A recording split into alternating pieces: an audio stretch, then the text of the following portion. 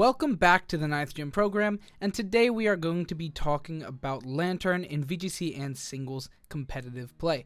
Now this Pokemon does some pretty cool stuff, and we will definitely be shining light upon them. Look at that little pun. You like that one? Anyway, Lanturn is pretty cool. Let's go ahead and look at it. So, water and electric typing, not a bad typing, only giving us 2 weaknesses of grass and ground, while giving us 5 resistances. Pretty good stuff. Now, we also have the ability Volt Absorb or Water Absorb. We're going with Volt Absorb for this particular build, in which case we get an additional immunity of electric type, in which case it also heals a little bit because Volt Absorb. We don't take any damage, we heal up 1/4, so that's pretty good. You can, switch this Pokemon in when your water type Pokemon is about to take a lot of damage from that, or your flying type, whatever the case may be, you get to bring this Pokemon in and then, heal up a little bit. Pretty good stuff.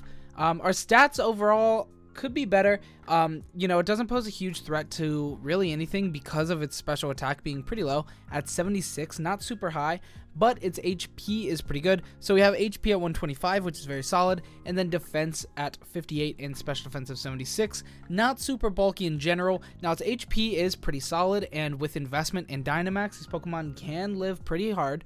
What does that even mean? Can live pretty well is pretty much what I'm saying. Is you can take a super effective attack every now and again. I have some damage calcs, and yeah, you'll be pretty happy with some of the calcs. So, this Pokemon can definitely survive a hit or two that are super effective when it's Dynamaxed, which is pretty cool. Now, of course, we're going to be Dynamaxing because we're going to be using a weakness policy build, so that's pretty cool. Let's look at the rest of its stats real quick before we go into the build itself. Special attack at 76 is not very impressive, and speed at 67 is also not very impressive. Speed at 67 is kind of bad because it doesn't work really well under Trick Room, and it doesn't work really well without Trick Room. So it's a weird middling speed tier that's a little lower than the good middling speed tiers, but it's okay. If you make it 0 speed, you're outspeeding all of the middling speed tiers in Trick Room, and then you just deter Trick Room from happening in Trick Room matchups.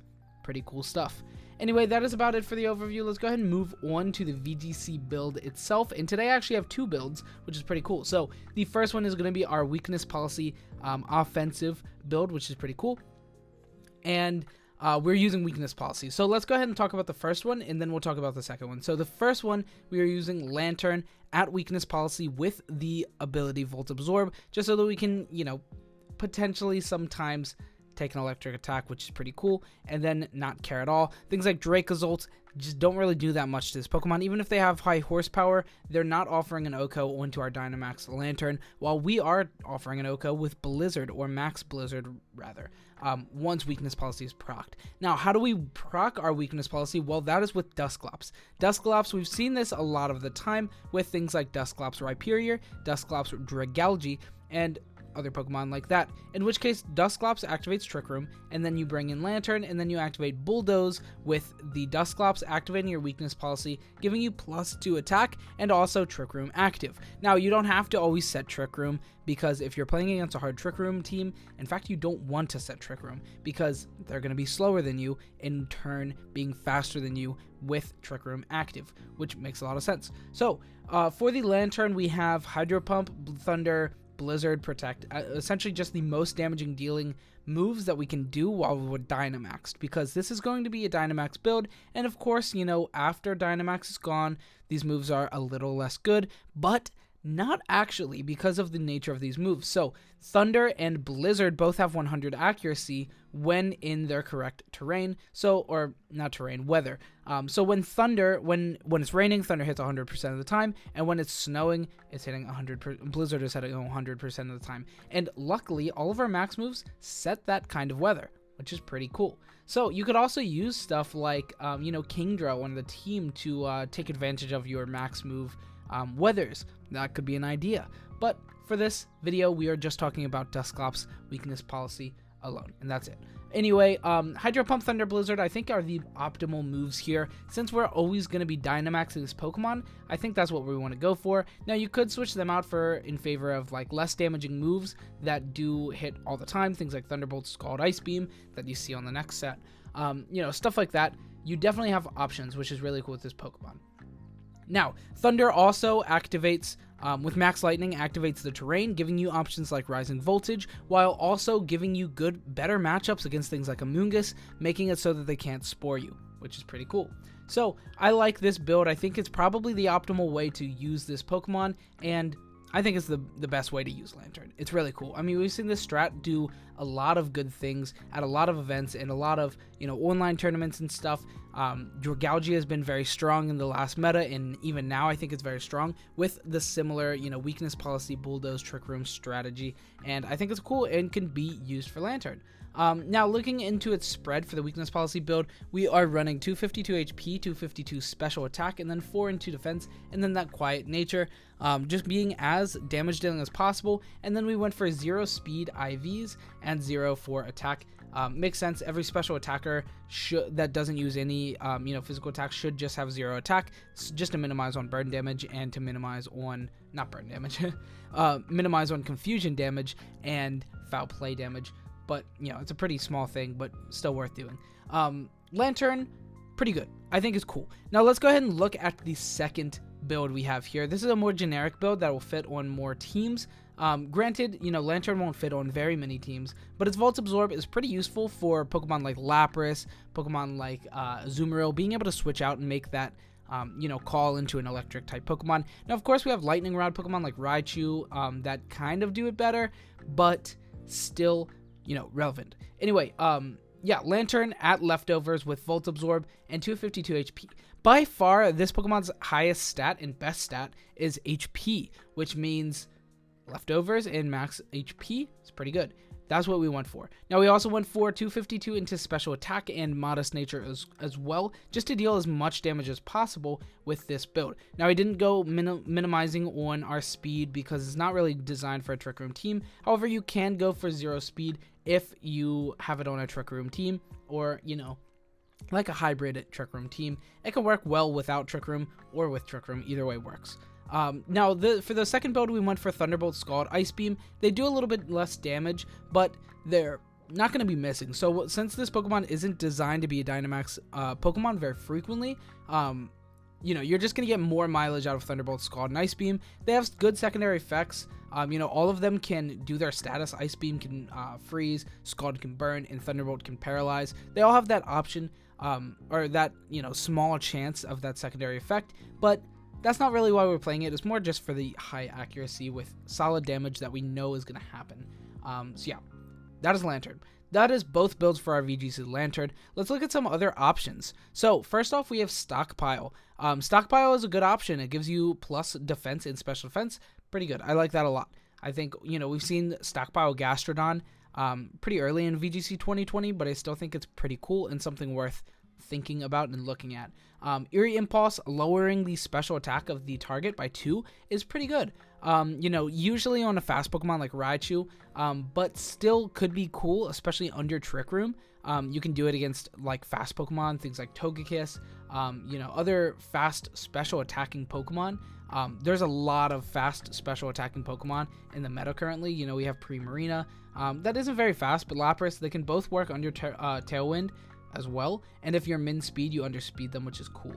Charizard, there's a lot of really good Pokemon. Duraludon, PZ, Sylveon, there's a lot of really good ones. Gudra, I could just talk about special attackers all day. Eerie Impulse is good. Now, we also have Icy Wind, which lowers the speed stat of both opposing Pokemon, which is pretty good. Usually, you'll see that on a fast Pokemon as well, and same with T-Wave, but all of these can be used and still are worth mentioning. Next, we have Volt Switch. This can be really good, especially for a Choice Spec set, which is what we're using for the single spotlight video. So that can, or the single spotlight portion of the video. Volt Switch can be good as well. Soak is a cool move, something that you're probably not going to want to use, but is still notable. And then we also have Rising Voltage, which you can set the terrain with your max move of Thunder, or Pinsir, which works under a Trick Room team pretty well. And Rising Voltage does a lot of attack, and once Weakness Policy procced, that thing's doing so much damage.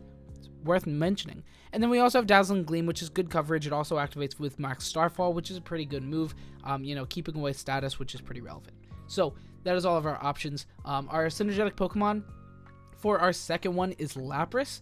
Lapras works really well for this team, you know, being able to cover both of our weaknesses of grass and ground with max resonance or even freeze dry or even blizzard, ice beam, any of those moves can cover it pretty well. Meanwhile, Lanturn also covers it pretty well, being able to switch out and eat up those electric type attacks with Volt Absorb. So that becomes a pretty powerful synergy and something definitely worth noting. And the first one, obviously Dusclops. You know, there's nothing else I have to say. I explained the whole, you know, bulldoze thing. That's why Dusclops works with this Pokemon. So that is it for our VGC set. Let's go ahead and look at some speed tiers. So as far as speed tiers go, like I said, it's a pretty middling speed, a pretty bad middling speed to be honest. Hitting here at 64 at min speed, not very fast. We do hit 87 at not min speed, I believe. Let me double check that. Oops. Yeah, 87, which is not that bad. You know, outspeeding the Pokemon like Lapras, Sylveon, Conkeldurr that we would not outspeed with hindering speed.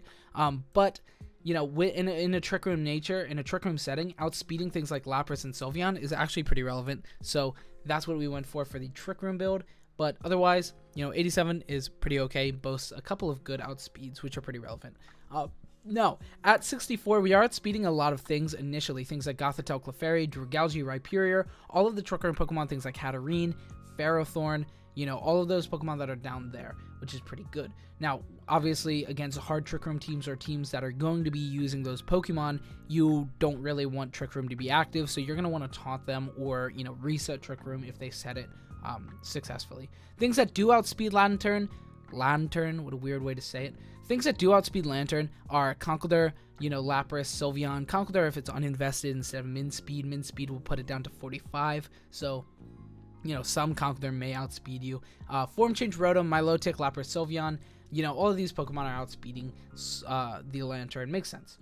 Anyway, that is going to be it for our speed tiers. Let's go ahead and move on to some damage calcs. So a lot of these are going to be weakness policy because I think, you know, 76 base special attack is pretty low. So yeah, really the only way to make it do really relevant damage to most Pokemon is going to be with weakness policy. So that's what we kind of focused on. Anyway, so to start it off, we have a non-weakness policy, just 252 plus special attack, Lanturn, Thunderbolt into a 4 HP Talonflame, non-Dynamax, hitting 105 to 124, which is a very good damage calc. Hitting guaranteed OHKO when a top 5 Pokemon is pretty good. So yeah, that's pretty good. Next we have Lanturn Max Hailstorm from +2 weakness policy with max investment as well into an Amoonguss hitting with 236 HP, 196 plus special defense. Now, of course, you know, not all Amoonguss builds are going to be the same, and a lot of them are going to have less special defense investment than this. Obviously, right now in Series 6 format, we are seeing more specially defensive Amoonguy than not special defensive, so this mirrors a pretty relevant calc to that. But Max Hailstorm at +2 is going to be hitting 91 to 107%, which is a 43% chance to OHKO, which is actually very solid and really good against Amoonguss. Now, hitting that plus, you know, a multi-targeting move or even like Nightshade from your Dusclops is taking out Amoonguss pretty easily. And when you can set terrain to make this thing do Spore, or to make Spore not even relevant, Amoonguss isn't too big of a problem for this. So that's another top 5 Pokemon that you can have a positive matchup against. Speaking of top 5 Pokemon you can have a positive matchup against, we have Primarina next. So +2 from weakness policy, max invested, max lightning into a 252 HP Dynamax Primarina is hitting 80 to 95. Now I know what you're thinking, it's not a guaranteed OHKO, but that is a lot of damage, guaranteed 2 KO. That is putting it into Nightshade range, that is putting it into even honestly even Bulldoze if it doesn't max takes it out. I mean, if it doesn't max, we're taking it out with Max Hailstorm anyway, or Max Lightning, probably with Max Hailstorm. But yeah, we're doing a lot of damage to this thing, which is really good because Primarina is super bulky and takes a lot of hits pretty frequently. A lot of the time, you know, it has to get at least 2 to 3 shotted and guaranteed 2 shotting while putting it in range of a lot of other moves. It's pretty good. So, you know, not a bad matchup. And also, Primarina doesn't do a whole lot of damage to this, to our Lanturn because of its absurd HP stat in Dynamax. Pretty good stuff. Now, next we have Max Geyser from our Lanturn Weakness Policy proc into an Arcanine, hitting 366 to 432. Now, look, okay, I accidentally put in the Dynamax calc. We are doing double this amount of damage because look at the HP. 366 to 432. What Arcanine has that much HP? Literally none.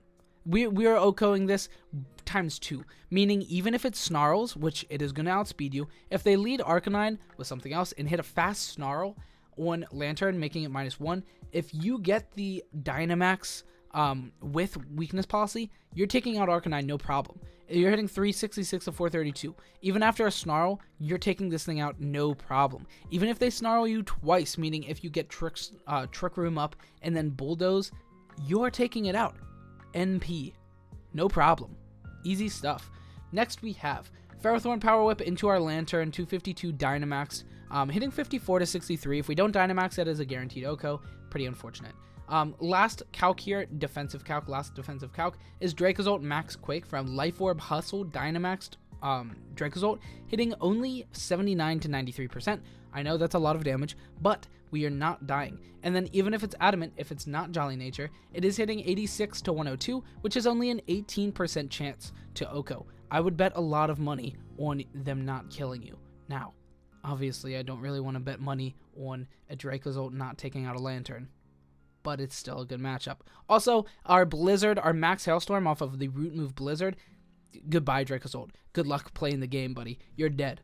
Anyway, pretty good damage calcs. I like our damage calcs for Lanturn with Weakness Policy. Next, let's look at Singles Spotlight for it. Now, I don't expect to see this Pokemon very typically used in Singles, mostly due to its best synergy and its best reason to be played is that Weakness Policy Bulldoze shenanigans, so Lanturn really can't do that in Singles because, well, it's the only Pokemon on the field, so you can't really proc its Weakness Policy by yourself, like, ever. But still, if you want to play in Singles, we have choice specs here. Volt Absorb, we have Scald, Thunderbolt, Volt Switch, and Ice Beam. Our dual stab, and then also Volt Switch to switch it out because you know, choice specs we would lock in, so switching out is pretty good. And then Ice Beam for coverage, pretty good stuff. We have 252 into special attack and speed, and then Timid Nature to be as fast as possible. Now you could go Modest Nature as well. Anyway, we are 17 minutes into the video, so let's go ahead and end off this video. Thank you so much for watching. I hope you enjoyed. If you did, leave a like, comment, subscribe. It means a lot to me. Means a lot. Follow me on Twitter, join the Discord, and join the Patreon. All of those links are going to be in the description below. If you want to support me in any way, do those things. Thank you so much for watching. I hope you enjoyed. I hope you have a good weekend and a good next week as well. Now, don't forget, tournament tomorrow, 12 p.m. Eastern Standard Time. I'll go ahead and link that down below in the description as well. If that's something you're interested in, it's going to be Series 5, so if you want to get some last-minute Players Cup 2 testing, that is a good place to do it. Anyway, that is going to be it actually this time. Thank you so much for watching, and goodbye.